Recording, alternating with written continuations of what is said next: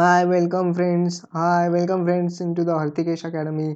जर का तुम्ही आमच्या चॅनलवरती नवीन असाल तर व्हिडिओला लाईक करा, चॅनलला सबस्क्राईब करा आणि बघत राहा हर्तिकेश अकॅडमी. सो TYBSCचा ग्रेडियंट ऑफ इलेक्ट्रिक पोटेन्शियल आजचा टॉपिक आहे आपला. ओके, एकदम छोटासा आणि सिंपल टॉपिक आहे.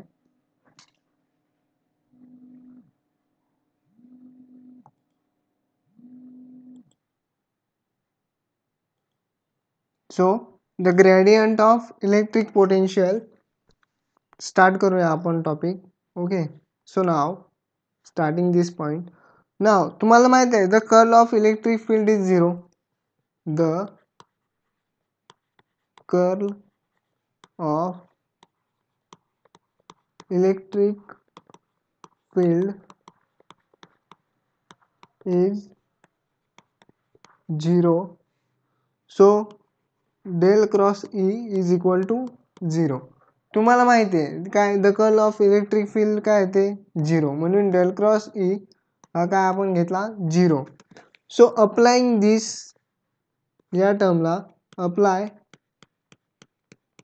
Applying the Stokes theorem the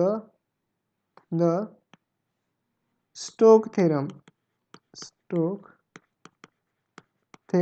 जर का स्टोक थेरम अप्लाय केला डेल क्रॉस ई काय होईल कन्वर्ट कशामध्ये होईल close integration C E dot dl is also 0. okay, is also 0. so now if we can consider आपण consider काय केलं A and B are the line integral. okay, we can consider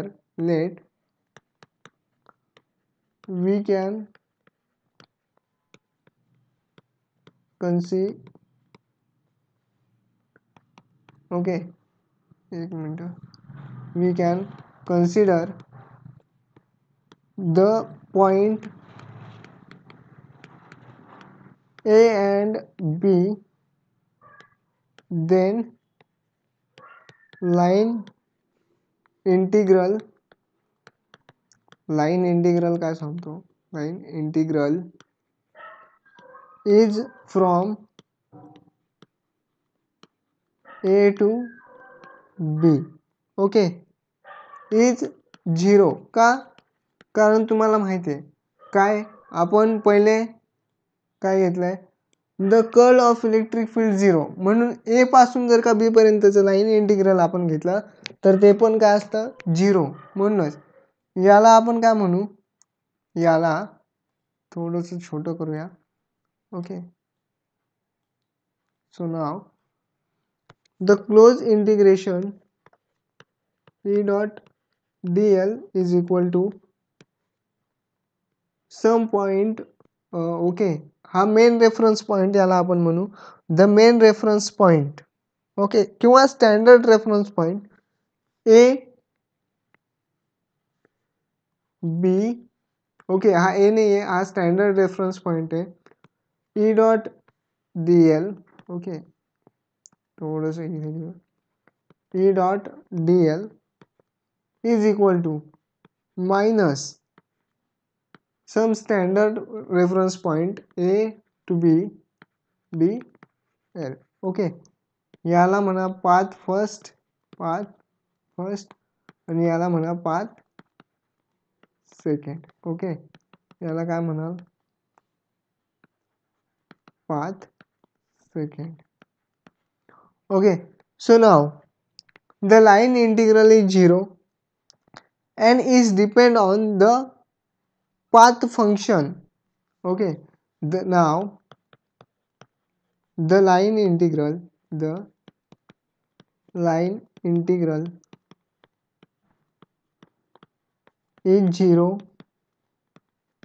is 0 and independent the path function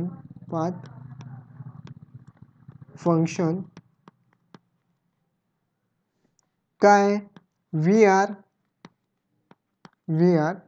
is equal to minus some standard reference integral over r e dot dl bar.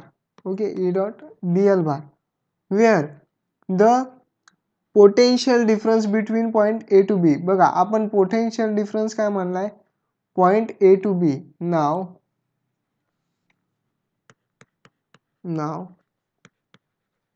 the potential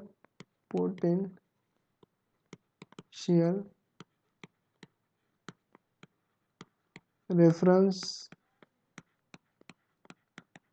point A to B. So काय येईल VA. Okay, VA. So E is equal to काय minus, हा sigma नहीं है. Okay, some standard point minus integration some standard point.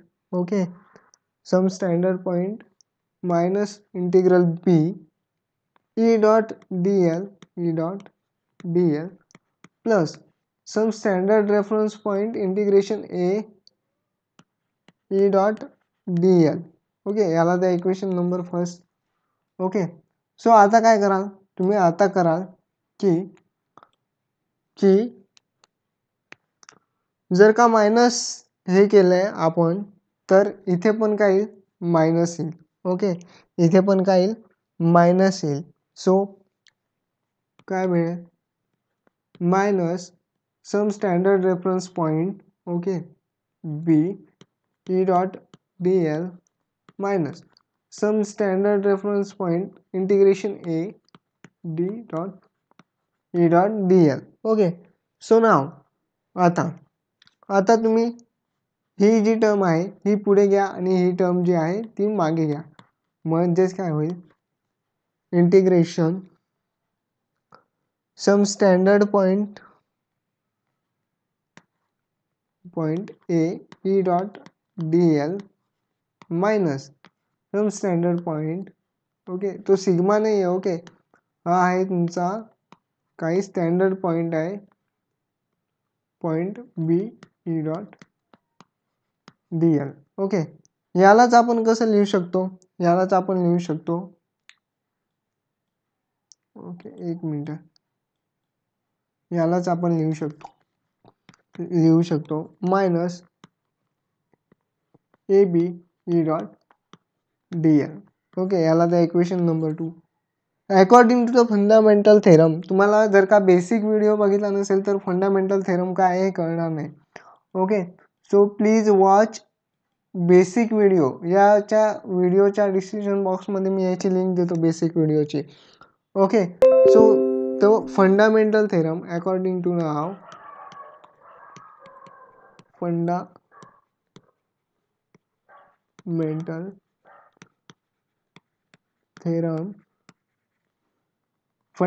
Theorem काय सांगतो आपल्याला, fundamental theorem सांगतो. बघा हा बेसिक फंडामेंटल थेरम आहे. ए डॉट इंटिग्रेशन ए बी असेल ब्रॅकेटमध्ये डेल एफ डी एल असेल तर त्यालाच आपण कसं लिहितो F A minus F B. F A minus F B. Okay, so तुम्हाला माहिती आहे काय की इथे काय दिलंय minus A integration B E dot D L. याला जर का अप्लाय केली फंडामेंटल थेरम तर आपल्याला काय मिळेल, ओके, तर आपल्याला मिळेल की आपल्याला मिळेल इंटिग्रेशन